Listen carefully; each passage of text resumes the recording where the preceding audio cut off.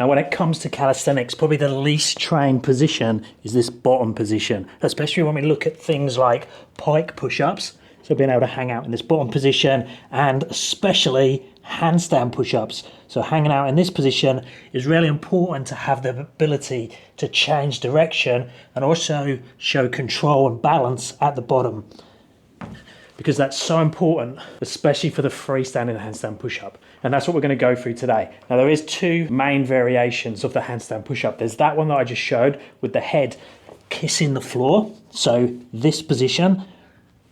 And then there's also the deficit position, the shoulder stand that we use for the deficit handstand push-up. Now, interestingly, the deficit handstand push-up is way harder than your standard handstand push-up, but that bottom position is easier on the harder variation. So this shoulder stand is way easier to hold than its floor variation, this one, because this one's a little bit more in no man's land. We haven't got the support of being able to put our torso against our upper arm. So we have the standard floor variation, and that's the same if you're doing chest to wall, back to wall, pike push-ups. And that's the harder one to hold. And then we have this one, which is our deficit, the shoulder stand position, which is the easier one. But I'd highly recommend that you train both of these two, especially if your goal is a freestanding handstand push-up. Now when training these two positions, we have a few rules that we need to follow. Now this angle, so this line here of the torso and the legs, has an angle to it that's very important for balance, because our base, our hands, is behind our head and our shoulders. Exactly the same here. We make this triangle. So this angle is roughly the same. It's exactly the same angle that we want to aim, we're going towards when we come down for the handstand push-up. So check this out. The freestanding handstand push-up starts in a handstand, so in a straight position, no angle really on the torso, and then as I come forwards, see the feet go backwards, the head and shoulders come forwards, and then we come down, look at the angle now, there it is, and then when we go back up, we reverse that pathway back to that start position. So when we're training this bottom position, it's very important we try and mimic that same angle.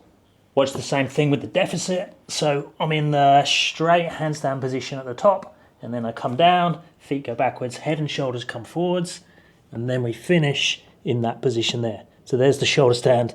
That angle is very much the same there as it is there. Now it will change slightly depending on how far our head and shoulders are forwards, but there'll be a sweet spot where it's easier to balance. And that might vary slightly person to person, but let's look at this line now here is where I'm going to put my fingers. So the green pen is where I put my fingers, and my head, I'm guessing, is going to be roughly in that position. So let's try stepping into it and we'll see. Yeah, so forehead is about there.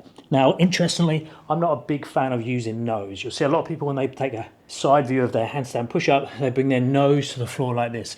I find that tends to arch the body too much, so I prefer to go to forehead. However, if we're starting to make the position a bit flatter, like coming down towards a 90-degree handstand push-up, this marker now doesn't stay here, it goes a little bit further away. So I can do exactly the same thing, have the head now in this position. Now look at the angle, see how it's flatter, harder to hold. So my sweet spot was back in this one. The same as if I go like this and make it very close to my hands. Now if I try and hold that, it's doable, but it's really, really hard because I've taken myself to a very inefficient position where the head is very close to the hands. I don't have that nice triangle. So it's really important that we follow those rules when we're training towards this position, whether it's the full deficit version like this to the shoulder stand, floor variation, or the easier pike push-up or chest to wall or back to wall positions. Now the pike push-up is the one that most people will start with, but it's probably the trickiest to get right to mimic the angle. Because we have the feet on the floor, so I can go into this position here, so that's the start, like my down dog hair position. So now I'm already in an angle, and the temptation is to do this, make it flatter, like a standard push-up, or more like this and have the hands and the head in line with each other. But remember, we're trying to mimic this position, which is the same as this position. So videoing yourself from the side is really important. Have a look at someone who's doing the freestanding handstand push-up. Remember, yours might look slightly different, but we definitely want to have that triangle, hands and head coming down, and then we want to be able to spend time in that position. I would first be aiming for around 5-second holds, and ideally concentric and eccentric correct pathways to enter and exit the position. That might not be the case, you might not be able to do that, but that would be the goal. So for a pike push-up, I would have my triangle set up like so. I open the shoulders up at the start, then I come down, then I do my hold. 1, 2, 3, 4, 5, push back out to that position. For the full handstand push-up variation, I might do the same thing, but I might step into it from the pike push-up to make it slightly easier. But the angle, the pathway is correct for the eccentric. 3, 4, 5, foot down, push back out again. So again, I'm trying to mimic the pathway of open shoulders, coming down to closed shoulders, triangle position, and then come back again after your hold. Now remember, we said this one is the easier position, and it's the one that I recommend everybody trains, even if you're not working towards handstand push-ups. That shoulder stand is an essential part of calisthenics to understand the balance position, the lever arms, the connection between the shoulders and the feet, and how you can move around between overbalance and underbalance, put your body into more inefficient and efficient positions that are going to help you out for multiple different skills. Now, another cool thing with the shoulder stand position is that we can learn it on basically anything. So anything that has a lip to it. It could be a wall. I was just showing it on the IKEA steps, but commonly we'll see people train it on P-bars. So I can go into this position, exactly the same. Notice upper arm meets the torso, head and shoulders come forwards of the hands, create the triangle, and then there's my shoulder stand position. Now I might, as a beginner, learn this position to start with in a tuck. So knee towards chest, step that position up. It only works if my angle is correct. If I'm here, as soon as I step up, I'm gonna fall back down. If I'm here, as soon as I step up, I'm gonna fall over. Obviously, I'm not gonna show that one. Let's do it this way. So you can see, as soon as I go up, if my angle's too steep, if I try and bring this second leg up, I'm gonna go over. That's actually a good way to practice it close to the wall, or have someone spot you and have their hand close to your low back. We can do it on a bench, or we can do it on the higher P-bars, a bunch of weight plates. The wooden boxes, the plyo steps work well, the kettlebells that Rosie are looking after, and even something like this. Now this is a little bit unstable, a little bit squishy, but same idea happens, or same idea works there. Now notice my cap is restricting me. So if I'm doing something that doesn't quite have the clearance to go into that full deficit position, you might have like a hybrid between the two, where you might have a slight step like this. Let's turn the hat round. And now I have to work out how can I hold the shoulder stand there.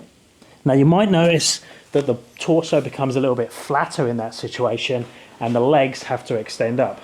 So you don't always have to be in a dead straight line. You can play with the body alignment to hold balance, making sure that you have enough overbalance and underbalanced that matches where the hands are and where the head and shoulders are. But for the beginner learning those positions, I keep it simple. Make sure you've got a nice head clearance. Those sort of P-bars work really well, or the IKEA steps. And for the shoulder stand, I'd highly recommend that you get to a point where you make it that efficient, where you can hold a full conversation there and hang there for 30, 45, 60 seconds, no problem. So this position there, you see I can carry on holding a normal conversation because my body is balanced. The head and shoulders are far enough forwards and down below the base to make it quite a comfortable position. I can play around with that and change the angle, but notice it's very comfortable to hold. So if you are very new to it, I'd stick with that shoulder stand position. I wouldn't do this one yet. The pike push-up position is probably going to be too intense. However, I'd also check that you can hold the bottom of the standard push-up and the bottom of the dip.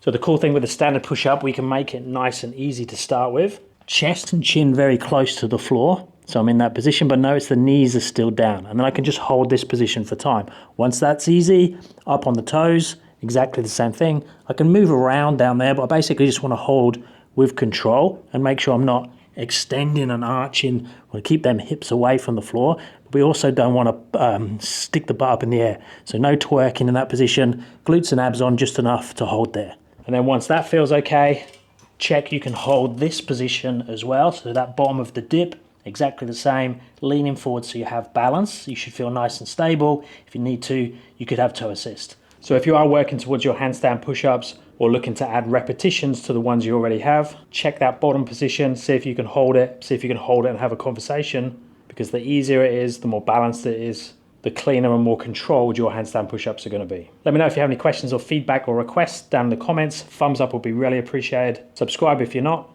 And if you're after help with your training, check out my website, www.paultwyman.com.au, and I'll speak to you in the next one.